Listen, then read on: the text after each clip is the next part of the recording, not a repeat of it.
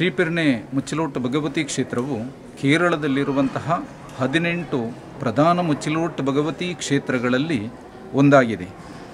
ಮಲಯಾಳ ಭಾಷೆಯಲ್ಲಿ ನಾಣ್ಣುಡಿ ಅಂತ ಹೇಳುವುದಾದರೆ ಆದಿ ಕರಿವೆಳ್ಳೂರು ಅಂದಂ ಪೆರಿದಣ ಅಂದರೆ ಪ್ರಾರಂಭದಲ್ಲಿ ಕರಿವೆಳ್ಳೂರು, ಕೊನೆಯದ್ದು ಪೆರ್ನೆ ಕ್ಷೇತ್ರ.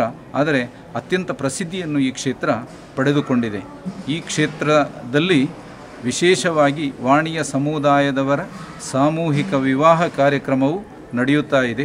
ಇದು ಅತ್ಯಂತ ಪ್ರಸಿದ್ಧಿಯನ್ನು ಹೊಂದಿದೆ. ಹೆಚ್ಚಿನ ಸಮುದಾಯಗಳಲ್ಲಿ ಹಿಂದಿನ ಕಾಲದಲ್ಲಿ ಇಂತಹ ಒಂದು ಸಾಮೂಹಿಕ ವಿವಾಹ ಹಾಗೂ ಇತರ ಆಚಾರ ಅನುಷ್ಠಾನಗಳು ಇದ್ದರೂ ಕೂಡ ಅದು ಈ ಕಾಲಕ್ಕೆ ಉಳಿದುಕೊಂಡಿಲ್ಲ. ಆದರೆ ವಾಣಿಯ ಸಮುದಾಯದಲ್ಲಿ ಇವತ್ತು ಕೂಡ ಮಕ್ಕಳ ಚಪ್ಪರ ಮದುವೆ ಏನುಂಟೋ ಅದು ಸಾಮೂಹಿಕ ವಿವಾಹ ವರ್ಷದಲ್ಲಿ 2 ಬಾರಿ ನಡೆಯುವುದು ರೂಢಿಯಲ್ಲಿ ಇದೆ. ಅದು ನಡೆಯುತ್ತಾ ಬರ್ತಾ ಇದೆ. ಹಾಗೆ ಕ್ಷೇತ್ರ ನೆಲೆಸಿರುವಂತಹ ಪ್ರದೇಶ ಅತ್ಯಂತ ಪ್ರಸಿದ್ಧವಾದಂತಹ ಪ್ರದೇಶವಾಗಿದೆ.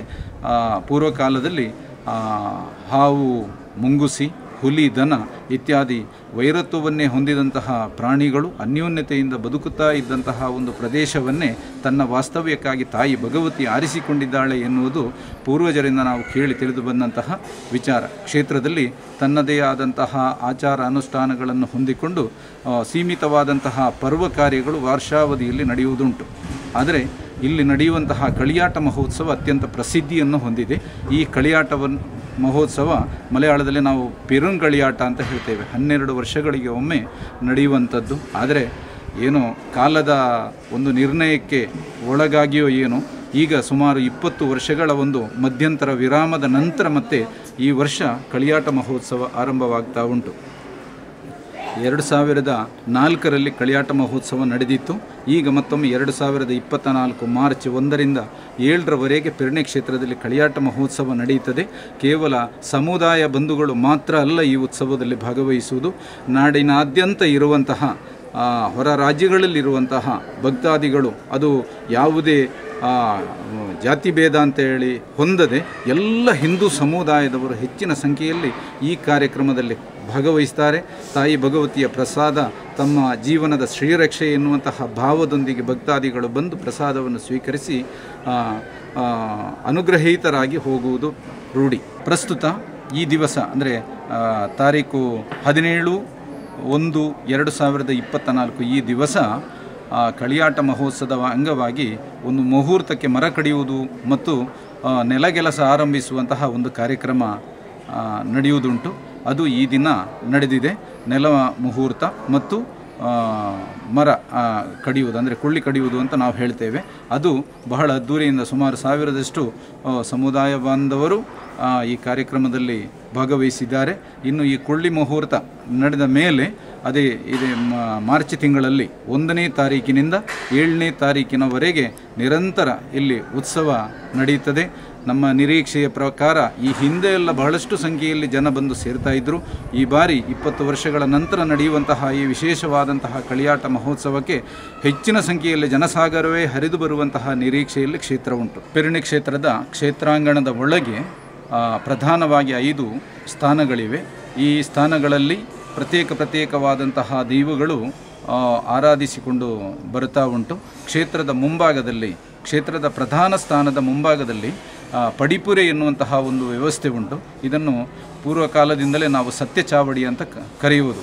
ಈ ಪಡಿಪುರೆಯಲ್ಲಿ ವಾಣಿಯ ಸಮುದಾಯದವರೆಲ್ಲ ಒಟ್ಟಿಗೆ ಸೇರಿಕೊಂಡು ಅದೇ ರೀತಿ ವಿಶೇಷವಾಗಿ ಆಹ್ವಾನಿತ ವ್ಯಕ್ತಿ ಯಜಮಾನರು ಅನಂತಪುರ ಮನೆತನದ ಒಬ್ಬರು ವ್ಯಕ್ತಿ, ಅವರು ನಾವು ಯಜಮಾನರು ಅಂತ ನಾವು ಸಂಬೋಧಿಸ್ತೇವೆ.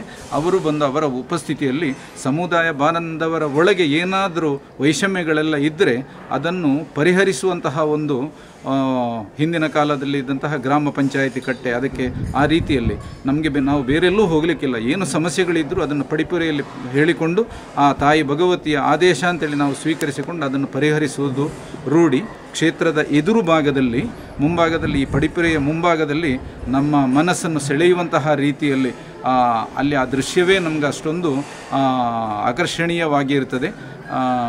ಅಲ್ಲಿ ಹಾವು, ಮುಂಗುಸಿ ಮತ್ತು ಹುಲಿ, ದನ ಒಟ್ಟಾಗಿ ನಿಂತಿರುವಂತಹ ದೃಶ್ಯ ಅದು ಅತ್ಯಂತ ಭಕ್ತಿ ಸಾಂದ್ರವಾದಂತಹ ಒಂದು ವಿಶೇಷ. ಅಷ್ಟು ಮಾತ್ರ ಅಲ್ಲ, ಸಮುದಾಯ ಬಾಂಧವರು ಈ ಕಾಲದಲ್ಲಿ ನಾವು ಯೋಚಿಸಿ ನೋಡಿದರೆ ಭಾಳಷ್ಟು ಮುಂದುವರಿದಂತಹ, ಯಾವುದು ಆರ್ಥಿಕವಾಗಿ ಮುಂದುವರಿದಂತಹ ಸ್ಥಿತಿಯಲ್ಲಿ ಇದ್ದರೂ ಕೂಡ ಪೂರ್ವಕಾಲದೆಂದರೆ ಈ ಸತ್ಯ ಚಾವಡಿ ಪಡಿಪುರೆ ಅದು ಮುಳಿಹಾಸಿನ ಒಂದು ಕಟ್ಟಡ.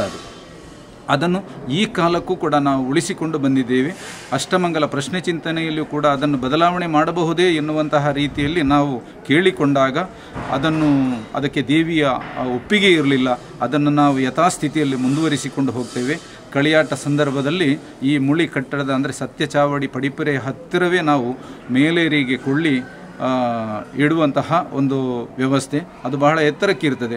ಆ ಅಗ್ನಿಸ್ಪರ್ಶ ಮಾಡಿದಂತಹ ಸಂದರ್ಭದಲ್ಲಿ ನಮ್ಮ ಅನುಭವ, ಜೀವನಾನುಭವ, ಕಳಿಯಾಟವನ್ನು ಕಂಡಂತಹ ಅನುಭವದಲ್ಲಿ ಹೇಳುವುದಾದರೆ ಮುಳಿ ಹಾಸಿದಂತಹ ಸತ್ಯ ಚಾವಡಿಗೆ ಯಾವುದೇ ಒಂದು ಸಮಸ್ಯೆ ಅಲ್ಲಿ ಉಂಟಾಗಲಿಲ್ಲ ಎನ್ನುವುದು ಕ್ಷೇತ್ರದ ವಿಶೇಷ. ಬಂಧುಗಳೇ, 2020ರಲ್ಲಿ ಕ್ಷೇತ್ರವು ಪೂರ್ಣ ಪ್ರಮಾಣದಲ್ಲಿ ನವೀಕರಣಗೊಂಡು ಮಾರ್ಚ್ ತಿಂಗಳಲ್ಲಿ ಬ್ರಹ್ಮಕಲಶೋತ್ಸವ ನಡೆಸುವಂತಹ ಒಂದು ಸಿದ್ಧತೆಯಲ್ಲಿತ್ತು.